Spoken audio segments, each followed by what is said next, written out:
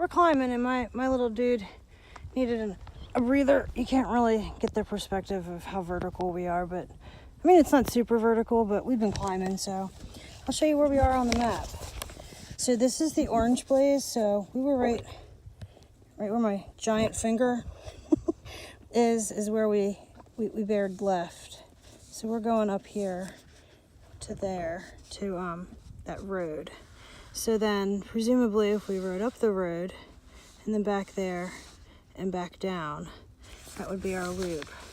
So, if this is 2 miles, and that's 2 miles, 4, 5, 6, 7, 8, 9, 10, 11, 12, 13. I just don't think I have time for all that today, so, oof. I might just turn around because I don't want to go back down this giant hill. It does not look like it would be a fun down, so I think I'm going to turn around at this point, and maybe I'll just explore back. And when we took that left back in the beginning and went over here, maybe I'll check out the fire road going straight ahead and that little fork off that was, yeah, maybe I'll check out some other stuff. Just explore around and save this loop for when I have a full day or a longer afternoon. So Simon is the slowest pony going down hills, and he's built kind of downhill, so there's like no pony in front of you. So I got off, and not that I'm that much faster, but honestly we are moving a little faster, and you can see he's itchy. So we just hiked all the way back down to like right over there. You can kind of see it over my shoulder maybe. And we decided to try the other direction just to see what it's like. And so far it's also beautiful. Not as rocky or quite as steep. Yeah, me and Simon are not big downhill hikers, but I don't mind it once in a while when I get off and hike down. It is good for the legs. I definitely feel it the next day, being the round out of shape person I am.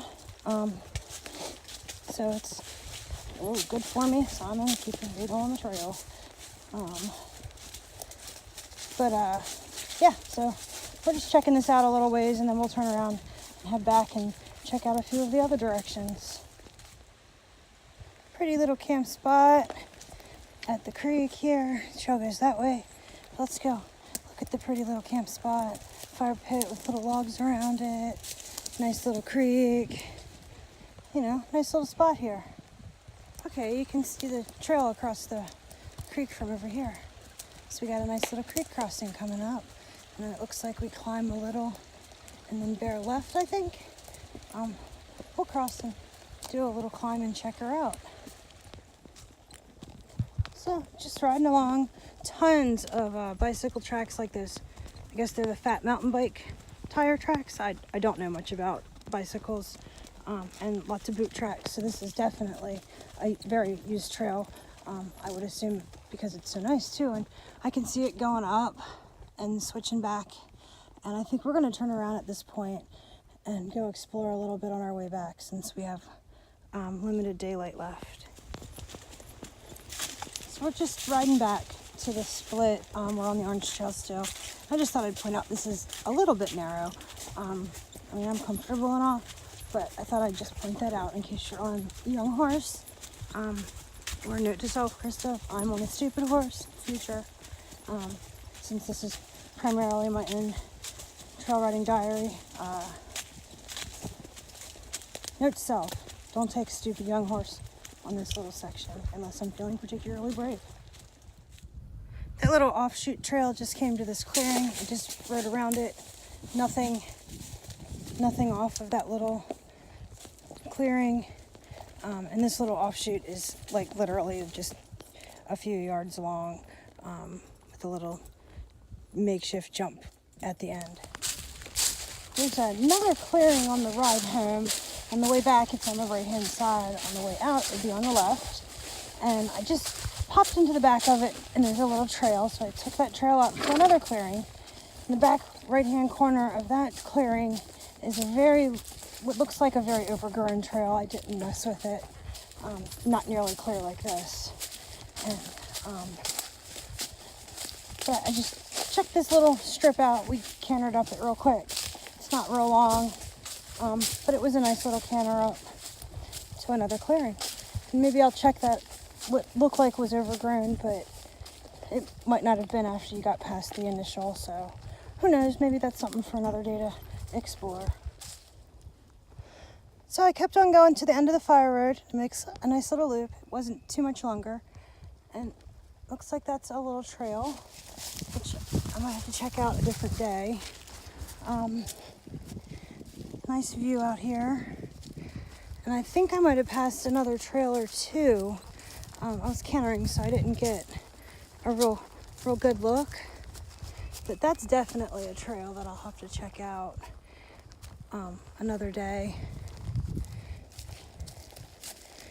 But again, it's just, you know, a nice little loop, cul-de-sac, good view, and yeah. Well, surprise, surprise, I decided to go back into that little woods. It was immediately clear and instantly split to the right and left. I went right. There's branches broken back recently and fresh tracks. And it's, as you can see, it's clear. So far, so good. And I'm tromping along, checking it out. Well, both of those little branches kind of petered out, one much farther out than the other, and but there's another much more promising trail that I just passed as I'm riding back that I'd much prefer to check out another day now that the sun's getting long and I want to get home before it's dark so I have time to feed and all in the daylight. So I have much more to adventure out here. I have to remember, note that, Krista. There is a side trail at the end of this fire road that I would like to check out. It's on the right-hand side as you go up just before the cul-de-sac.